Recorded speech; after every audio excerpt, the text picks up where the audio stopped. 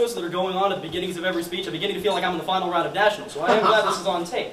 But I also believe that the issues that are important in this round are being won by the affirmative. More importantly, I am telling you with the 2AC that remember that our case is a microcosm of their position, so that any arguments they are giving against our case would cut heavier against their position, right? And I am telling you that the reason that they're pressing our case out of the Dunn cards is because they indicate that Mr. Dunn does not guarantee what the effects are going to be after the detonation occurs, so you should not vote affirmative. If this is true, and D justifies your detonating a nuclear weapon in New York, you certainly have more reason to suspect that a thermonuclear war, which would kill in the tens of billions of billions of billions of people, is going to cause is not guaranteed to solve any of these problems. And if that's the case, then you would have a heavier burden to prove that consciousness on the part of the negative. And they stand up here and say our cards aren't good, I will reread our cards. They are not reiterating any of the evidence indicating consciousness shift in the 2NR. First issues I want to deal with are on case.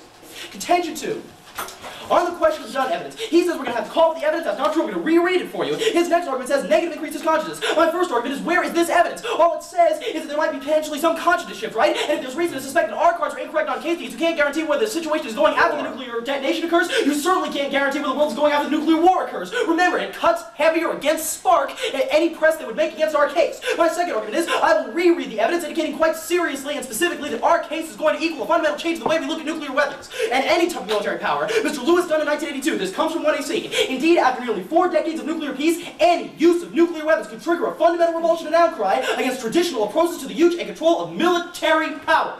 Okay, I've read it for you. You got it. Military power. This includes every potential type of military weapon, including spark, including antimatter, including every type of argument that they can conceivably get. And also remember that it cuts heavier against spark. I've already explained that position. More importantly, they are not grappling with any of the extension evidence that Al's giving you the 1AR, indicating that our detonation is going to cause a fundamental consciousness shift under which there will be no nuclear weapons, and there will be no incentive to use to a military and a militaristic attitude. All of these cut against the spark position as well, because it indicates you do not have to pay the heaviest price tag to get the maximum advantage. You can vote affirmative and guarantee the advantages. His next argument is, why vote for negative if nuclear war is survivable? My first argument is cross-apply my evidence and it cuts heavier against spark. My second argument is that it's not survivable. I'm proving that elsewhere. On future weapons, his only argument is they can total disarm with spark. Where is he reiterating or rebolstering the evidence that indicates the consciousness shift as a result of spark? My evidence is rather specific. My second argument is I'm getting a comparative advantage because you don't have to pay the heaviest price tag for the potential advantages that both teams are going to be able to mutually claim. My third argument is extend Al's response to the 1AR. It says that it invigorates the anti-nuke movement and nuclear terrorism causes a fundamental consciousness shift and the cross-application of the cards of case.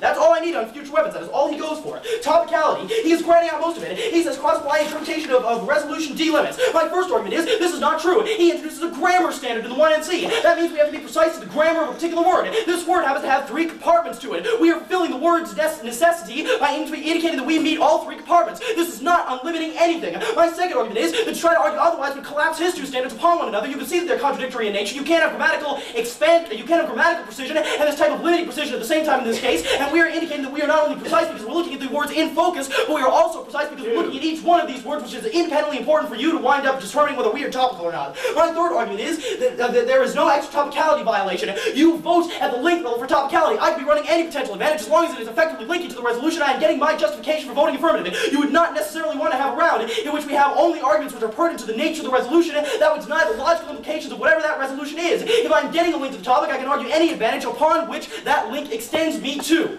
Very reasonable.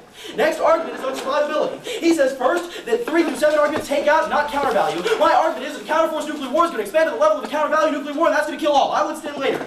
Please extend the learning evidence and the 2NC evidence, all of which is being dropped. His next argument is that there's no chance of survival. He says food is going to be recovered. This is not true. He's only extending blurb cards. My position is that you're going to contaminate all the food because of the nuclear war. This is not necessarily a nuclear winter. It means all the apples and oranges are going to be contaminated. Nobody's going to be able to eat them. My evidence indicates that everyone will die. His next argument says decrease the stress of the environment as cross-application of an earlier card. I don't even see how this is logically possible. My position is that the nuclear war is going to destroy the environment and destroy every potential underpinning of the environment. It seeps into the sand, it ensures everything gets down to the core, and everything dies. That is a result of nuclear war. You don't have to worry about spark at that point. His third argument says you could equal more food. Please accept my arguments that all food is going to be gone at the end of this process and that people will not be able to survive. His fourth argument says it's not equal affirmative studies are better. My cards all over the place are indicating that our studies are good. More importantly, they're indicating the risk of nuclear war are too dangerous for you to ever consider. Please send all my arguments all the way to the bottom. At the bottom of the case, he is saying there is no nuclear winner, and that is it. That is all I'm extending, okay? No nuclear winter. Our impacts are all coming off nuclear war. Please extend all of my arguments between the sub-points that he is making responses to from the 2AC, indicating that nuclear war is devastating. Folks,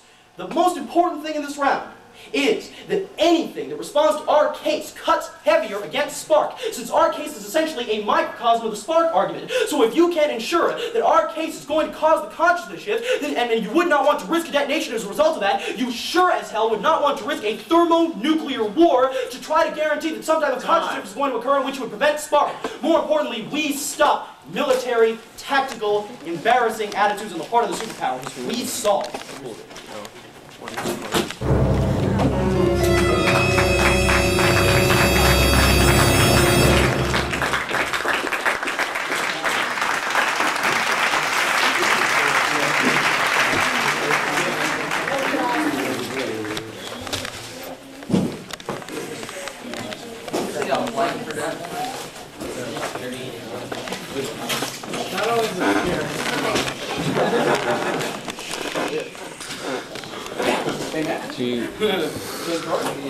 Judges ponder the evidence. Actually, Scott, it's better.